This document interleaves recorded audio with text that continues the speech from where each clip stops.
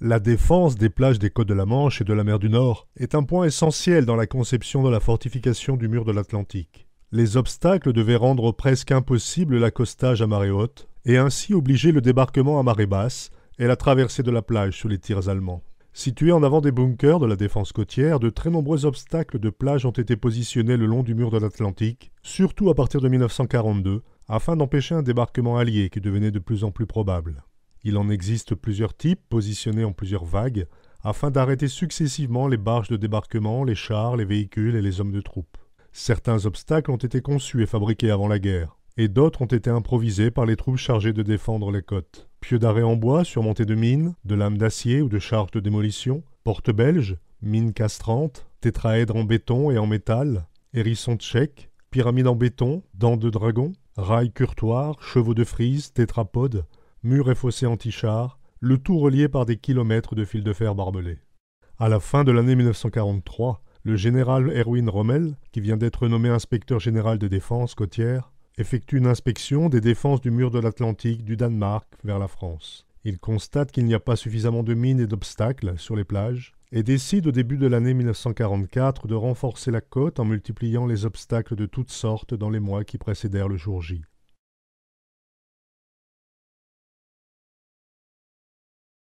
Parmi les obstacles de plage, on trouve les tétraèdres, qui existent en béton et en acier, avec des tailles différentes. Ils ont été utilisés comme obstacles anti-chars et pour entraver une invasion amphibie.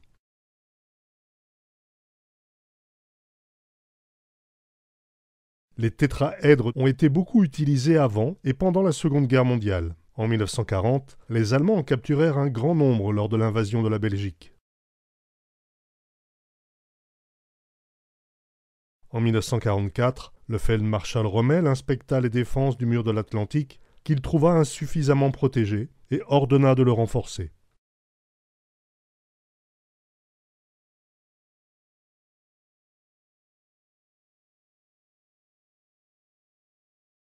Les tétraèdres en béton étaient une barrière contre les blindés et autres véhicules. Grâce à la forme du prisme, qui a des côtés entre 1 et 2 mètres de long, il est impossible que le tétraèdre bascule si un char le percute. Utilisés pour le blocage des routes, ils étaient relativement faciles à déplacer et souvent utilisés en groupe pour fermer des passages.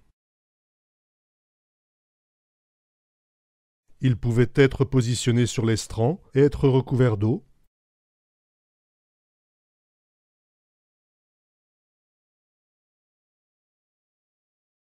Mais comme les fortes marées le long du mur de l'Atlantique déplaçaient ces obstacles de leur position d'origine ou bien les faisaient s'enfoncer dans le sable, ils ont été plutôt positionnés en retrait de l'estran, aux abords des plages, sur le front de mer. Sur le mur de l'Atlantique, le tétraèdre en béton était souvent équipé de broches en fer, dépassant pour déchirer ou arrêter les véhicules amphibies. Certains tétraèdres avaient un sommet où l'on pouvait placer une mine anti-char. Grâce à leur forme, les tétraèdres étaient efficaces comme obstacles anti-chars lorsqu'ils étaient en nombre, mais ils étaient moins dangereux que d'autres obstacles en cas d'absence de mine attachée.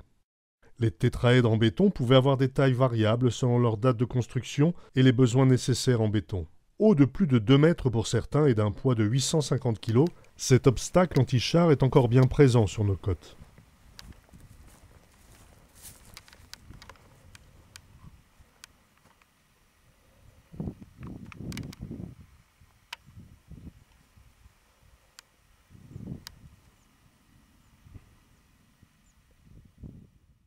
Le tétraèdre en béton est l'un des ouvrages anti-chars le plus répandu sur le mur de l'Atlantique, avec plus de 62 000 exemplaires positionnés sur les côtes françaises.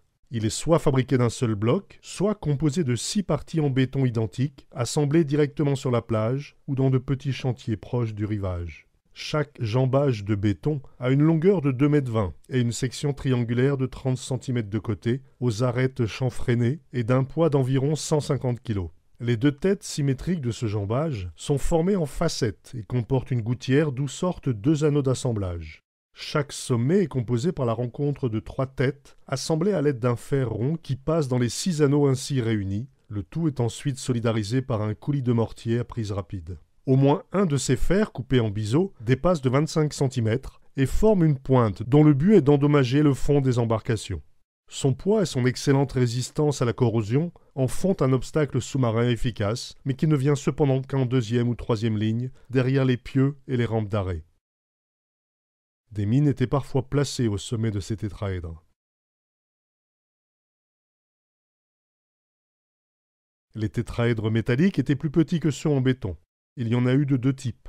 Les tétraèdres d'origine française ont été conçus peu avant la guerre, avec un but d'obstruction de brèche. D'une hauteur de 1,05 m pour 377 kg, ils sont constitués de deux éléments séparables. La pyramide, proprement dite, composée de trois parties métalliques, montées sur trois jambes plates en acier. La liaison entre ces deux parties se fait par blocage de 12 boulons sur les trois platines des jambages. La pyramide est composée de trois jambages en tube carré de 160 mm de côté et 6 mm d'épaisseur, reliés en pointe par soudure. Ils sont munis à leur partie supérieure d'orifices qui permettaient très certainement le remplissage en sable en vue d'un alourdissement. À en juger par les rares exemplaires retrouvés, les Allemands préférèrent une solution plus radicale de remplissage par du béton.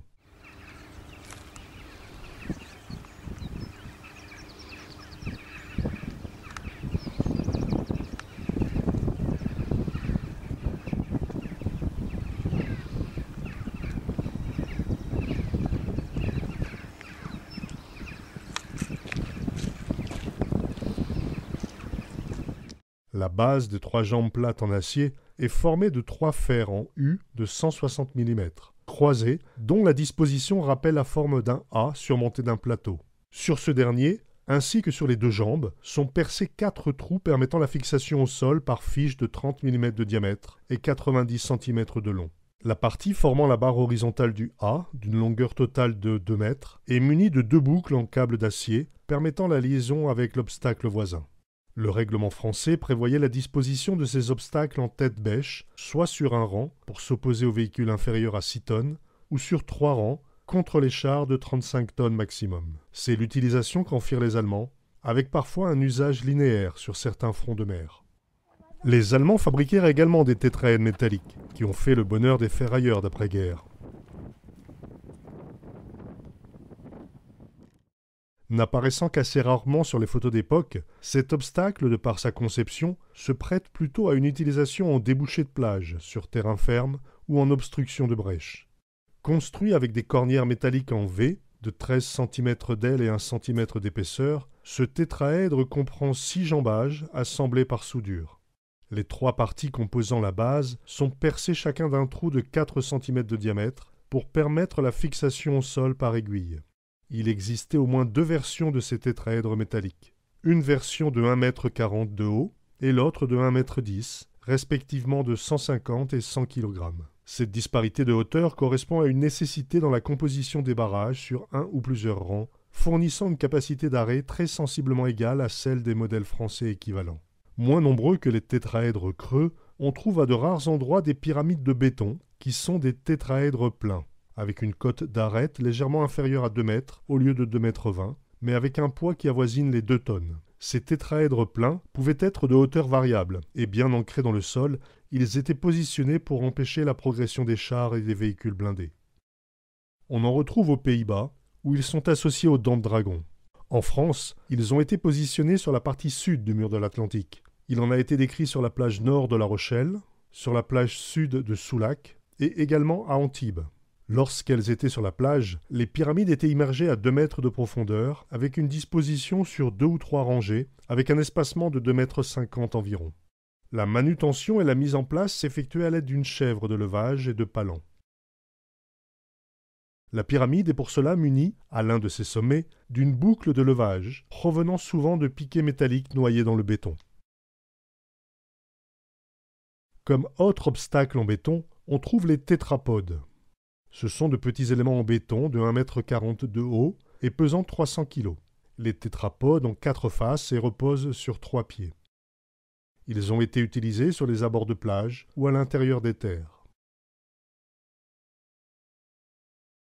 Utilisés comme obstacle anti-char en barrage de route, ils sont alors disposés sur plusieurs lignes.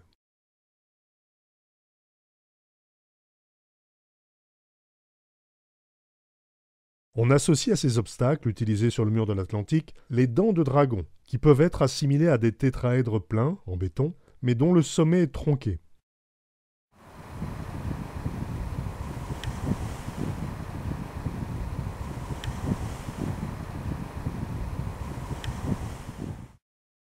Plusieurs types de dents de dragon existent.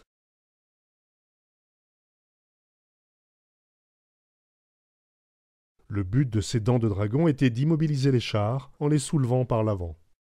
Les dents de dragon ont été positionnées aux endroits où les véhicules pouvaient avancer vers l'intérieur des terres. Les véhicules pesant jusqu'à 52 tonnes maximum pouvaient être arrêtés. Les dents de dragon étaient généralement placées par série de 4 à 8 lignes en avant des positions défensives. Afin de faciliter leur contrôle par l'artillerie, elles étaient le plus souvent disposées en ligne droite. Les dents de dragon ont été employées en grande quantité sur le Westwall, le mur de l'Ouest, que les Alliés appelaient la ligne Siegfried. La ligne Siegfried est un système de défense qui s'étend sur plus de 630 km, planifiant la construction de près de 22 000 bunkers, des tunnels et bien sûr des dents de dragon. Elle s'étire de Clèves à la frontière néerlandaise jusqu'à Weil am Rhein à la frontière suisse, non loin de la ville de Bâle. Hitler a planifié cette ligne en 1936 sur les travaux de Fritz Todt et l'a fait construire entre 1938 et 1940. Sur la ligne Siegfried, des fils de blocs de béton armé sont alors fermement reliés entre eux par une base commune. La hauteur de ces obstacles était variable et pouvait atteindre 2 mètres dans certains cas. En 1945, les Alliés mettront plusieurs mois pour en venir à bout.